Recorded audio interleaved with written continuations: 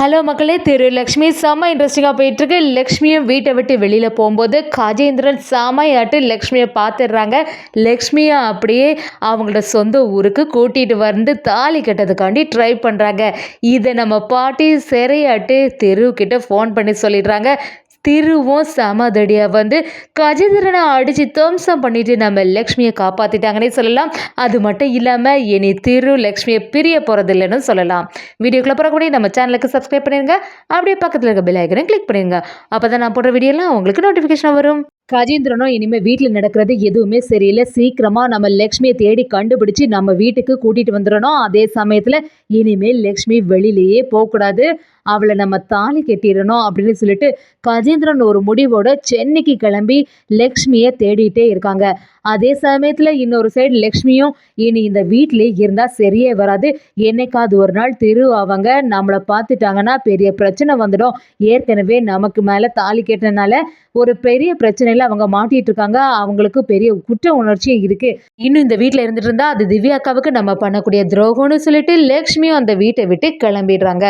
ஆனால் நம்ம கஜேந்திரன் இவங்களை தேடிட்டு இருக்கிறது தெரியாம லக்ஷ்மியை வெளியில இறங்கி சரி எங்கே போகிறது, எங்கேயாவது வேலை தேடி முதல்ல பார்ப்போம், அப்போதான் நம்ம இந்த இடத்துல இருக்க முடியும். இந்த நிலைமையில எப்படியும் நம்ம ஊருக்கும் போக முடியாது. அங்கே கஜேந்திரன் இருக்கா, இன்னும் பாட்டி பைரவன் அண்ணெல்லாம் நான் இங்கே ரொம்ப சந்தோஷமாக இருக்கேன்னு சொல்லிட்டு நினச்சிட்டு இருக்காங்க. அப்படியே இருக்கட்டு, ஊருக்கு நான் போனேன்னா கண்டிப்பாக அவங்களுக்கு எல்லா விஷயத்தையும் சொல்ல வேண்டியது வந்துடும். அதனால் இப்போதைக்கு யாருக்குமே எந்த உண்மையும் தெரியக்கூடாது. பாட்டியும் ரொம்பவே ஃபீல் பண்ண ஆரம்பிச்சிடுவாங்கன்னு சொல்லிட்டு நம்ம லக்ஷ்மியும் அங்கேயும் போகக்கூடாதுன்னு ஒரு முடிவு எடுக்கிறாங்க. ஆனால் இதே ஊரில் இருந்தால் என்னைக்காவது ஒரு நாள் திரு அவங்களோட கண்ணில் நம்ம பட்டுருவோம். சரி, இப்போ நம்ம யார் இருக்கா, எங்கே போகிறது சொல்லிட்டு திணறிட்டு நம்ம லக்ஷ்மியும் பேக் எடுத்துட்டு ரோட்டில் அப்படி நடந்து வந்துட்டே இருக்காங்க. இன்னொரு சைடு கஜேந்திரனும் லக்ஷ்மி இந்த ஊர் பக்கம் தானே எங்கேயும் இருக்கான்னு ஒரு தகவல் வந்துச்சு, எப்படியாவது அவளை கண்டுபிடிக்கணும்னு சொல்லிட்டு தேடிட்டு இருக்காங்க. சரியாட்டு லக்ஷ்மி மாட்டிட்டாங்க.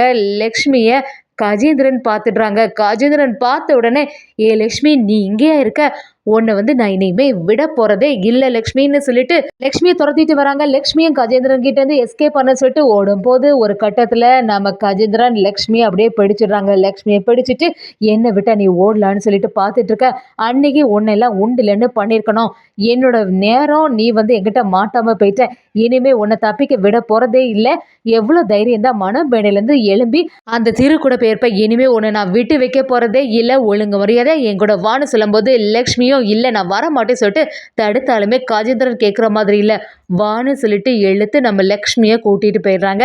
அப்படியே கஜேந்திரன் மோகனவள்ளி கிட்ட பேச ஆரம்பிக்கிறாங்க. மோகனவள்ளியும் என்னாச்சு கஜேந்திரா, அந்த லக்ஷ்மியை பார்த்துட்டியா அப்படின்னு கேட்கும்போது கஜேந்திரனும் லக்ஷ்மி இப்போ என்கிட்ட தான் இருக்கா, அவளை இனிமேல் நான் தப்பிக்க விட போறதில்ல, கரெக்டாட்டு ஊருக்கு கூட்டிட்டு வந்துடுறேன்னு சொல்லும்போது மோகனவள்ளியும் சரியான செயல் செய்த கஜேந்திரா, அவளெல்லாம் விட்டே வைக்காத, கண்டிப்பாக அங்கேயே பக்கத்தில் ஏதாவது ஒரு கோயிலை பார்த்து தாலியை கட்டி கூட்டிட்டு வந்துட்டு பேசாமல் அப்படின்னு சொல்ல ஆரம்பிக்கிறாங்க. கஜேந்திரனும் கண்டிப்பாக நான் இந்த செயலை செய்ய தான் போகிறேன், அவளை விட்டு வைக்கிறதே இல்லை, அவளுக்கு தாலி கட்டிட வேண்டியதான் அப்படின்னு ஒரு முடிவு எடுக்கிறாங்க.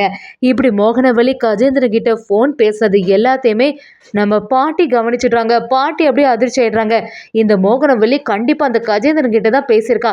கஜேந்திரன் அப்போ லக்ஷ்மியை பார்த்துட்டானா, பாவம் லக்ஷ்மி அவள் எங்கே போனாலுமே அவளை நிம்மதியாகவே இருக்க விட மாட்டேங்கிறாங்க, எப்படியாவது லக்ஷ்மிக்கு ஒரு நல்ல வாழ்க்கை அமைஞ்சிருக்கும் அப்படின்னு நினச்சி தானே நான் ஆசைப்பட்டேன். அப்படி இருக்கும்போது லக்ஷ்மி கஜேந்திரன் கிட்ட மாட்டிட்டாலே இப்போ என்ன செய்யறது, நாம வேற இங்கே இருக்கோம், திடீர்னு லக்ஷ்மியை போய் பார்க்கவும் முடியாது, அவ எங்கே இருக்கானோ தெரிய மாட்டேங்குதுன்னு பாட்டி ரொம்பவே வருத்தப்பட ஆரம்பிக்கிறாங்க. பைரவனும் பாட்டிக்கிட்ட பாட்டி என்னாச்சு, எதுக்கு இவ்வளோ பதட்டமாக இருக்குன்னு கேட்கும்போது நம்ம பைரவன்கிட்ட பாட்டியும் நடந்தது எல்லாத்தையுமே சொல்கிறாங்க. கஜேந்திரனும் லக்ஷ்மியை தேடி போயிட்டான், கஜேந்திரனோட பிடியில தான் இப்போ லக்ஷ்மி இருக்கலாம், அது மட்டும் இல்லாமல் லக்ஷ்மியோட கழுத்தில் சீக்கிரத்தில் தாலி கேட்டிடலான்னு சொல்லிட்டு கஜேந்திரன் ஒரு திட்டத்தை போடுறான் அப்படின்னு சொன்ன உடனே பைரவனும் இது எப்படி பாட்டி உனக்கு தெரியும் அப்படி கேட்கும்போது பாட்டியும் மோகனவள்ளி இப்போ தான் ஃபோனில் பேசினா, எல்லாத்தையுமே நான் கேட்டுட்டேன், எனக்கு தெரிஞ்ச விஷயம் எதுவுமே மோகனவள்ளிக்கு தெரியாது, இது மட்டும் தெரிஞ்சுன்னா ஏதாவது ஒரு பிரச்சனை ஆகிடும், பைரவா பேசாமல் அந்த திரு தம்பிக்கு ஃபோன் பண்ண வேண்டியதான் அப்படி சொல்லும்போது திருவோட ஃபோன் நம்பர் எங்கே இருக்குன்னு தெரியலையே அப்படின்னு சொல்லிட்டு நம்ம பாட்டியும் திருவோட ஃபோன் நம்பரை எடுக்கிறதுக்காண்டி எல்லா இடத்துலையும் தேட ஆரம்பிக்கிறாங்க. லக்ஷ்மி கஜேந்திரனை எதிர்த்து எங்கே போனாலுமே என்னை நிம்மதியாக இருக்க விட மாட்டீங்களா? ஏற்கனவே எனக்கு கல்யாணம் ஆயிட்டு மறுபடியும் எதற்காக எனக்கு தாலி கட்ட போகிற? தயவு செய்து என்னை விட்டுரு அப்படின்னு சொல்லிட்டு கஜேந்திரன் கிட்ட கெஞ்சி கதற ஆரம்பிக்கிறாங்க. கஜேந்திரன் விடுற மாதிரி இல்லை. என்னைக்கு நீ வீட்டை விட்டு போனியோ அன்னையிலேருந்தே எனக்கு பிரச்சனையாக தான் இருக்குது. உன் கழுத்தில் மட்டும் தாலி கட்டிட்டேன்னா அதுக்கப்புறமா எல்லாமே எனக்கு சாதகமாக தான் இருக்க போகுது. ஏன் கூடயே நீ வந்து வாழ்ந்து தானே ஆகணும் லக்ஷ்மின்னு சொல்லிட்டு லக்ஷ்மி கொஞ்ச நேரம் அமைதியாக இருன்னு சொல்லி கஜேந்திரன் மிரட்ட ஆரம்பிக்கிறாங்க. அதே சமயத்தில் பாட்டியும் சரி எப்படியாவது ஃபோன் நம்பர் கிடைக்காதா அப்படின்னு பார்க்கும்போது கரெக்டாக கீழே ஒரு துண்டு சீட்டு கீழே விழுது. அதில் திருக்குமரன் எழுதியிருக்கு. அதுக்கு பின்னாடி தான் ஃபோன் நம்பர் எப்படியாவது இருக்கும். இந்த விஷயத்த லக்ஷ்மியோட ஹஸ்பண்ட் திருக்கிட்ட சொல்லிடணும்னு நம்ம பைரவனும் ட்ரை பண்ணி பார்க்குறாங்க. பைரவனை நம்ம திருவுக்கு ஃபோன் பண்ணுறாங்க. திருக்கிட்ட பேசும்போது நான் தான் லக்ஷ்மியோட அண்ணே பேசுகிறேன்னு சொன்ன உடனே நம்ம திரு பதட்டம் ஆகிடுறாங்க.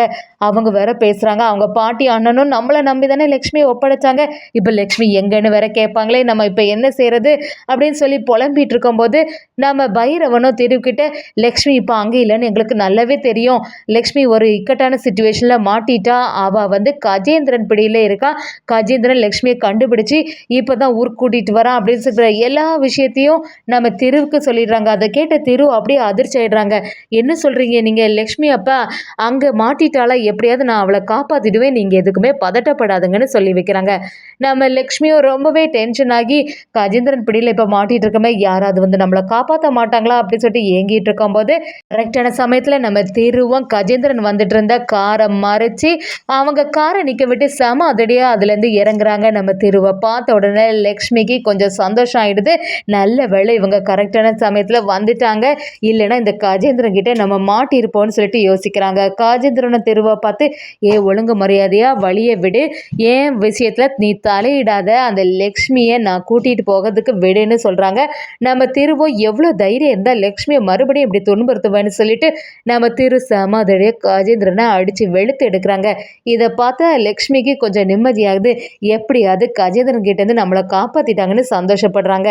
திருவும் அப்படியே கஜேந்திரனை அடித்து போட்டுட்டு அப்படியே நம்ம லக்ஷ்மியை பார்க்கும்போது லக்ஷ்மியை திருக்கிட்ட வந்து உங்களுக்கு எந்த ஆபத்தும் ஆகலையே, உங்களுக்கு ஏதாவது அடிபட்டிருக்கான்னு விசாரிக்கும் போது நம்ம திருவும் என்ன லக்ஷ்மி பண்ணிட்ட, உன்னை நான் எங்கெல்லாம் தேடிட்டு இருந்தேன், ஏன் லக்ஷ்மி இந்த மாதிரிலாம் செய்த, ஒவ்வொரு நாளும் நீ எங்கேயே இருப்பேன்னு சொல்லிட்டு எவ்வளோ பதட்டமாக இருந்தேன் தெரியுமா, எப்படியாவது உன்னை கண்டுபிடிக்க மாட்டேனா அப்படின்னு சொல்லிட்டு ஒவ்வொரு நாளும் குற்ற உணர்ச்சியோடு இருந்தேன். நீ வந்து எதற்காக என்னை பார்த்த உடனே இப்படி பயந்து போகிற, கண்டிப்பாக இனிமேல் என்னை விட்டு போகவே கூடாது லக்ஷ்மி அப்படி சொல்லும்போது லக்ஷ்மியும் நம்ம தெருவை பார்த்து இல்லைங்க, நான் உங்கள் வாழ்க்கையில் தலையிடறதுக்கு விரும்பவே இல்லை, உங்களோட வாழ்க்கையை பார்த்துட்டு நீங்கள் போயிடுங்க, என்னால் உங்கள் வாழ்க்கையில் எந்த பிரச்சனையும் வரக்கூடாதுன்னு சொல்ல ஆரம்பிக்கிறாங்க. திருவும் லக்ஷ்மி நீ அந்த மாதிரிலாம் நினைக்காத, இனிமே என்னை பார்த்த உடனே மறைஞ்சு எங்கேயாவது போயிட்டு இருக்காத, உன்னோட வாழ்க்கை நல்லபடியாக இருக்கணும் அப்படின்னு சொல்லிட்டு நம்ம திருவும் லக்ஷ்மி கிட்டே சொல்கிறாங்க. லக்ஷ்மியும் மனசில் ஒரு குழப்பத்தோடய இருக்காங்க. திருவும் லக்ஷ்மியை விடுற மாதிரி இல்லை, மறுபடியும் நீ போனீன்னா கஜேந்திரன் கிட்ட தான் மாட்ட வேண்டியது வர, பேசாமல் என் கூட வந்துடுது, இந்த வாட்டி என்கிட்ட எஸ்கேப் ஆகணும்னு சொல்லிட்டு ட்ரை பண்ணாதன்னு சொல்கிறாங்க. நம்ம திருவும் இனி லக்ஷ்மியை விட்டு பிரிய போகிறதில்லைன்னே சொல்லலாம்.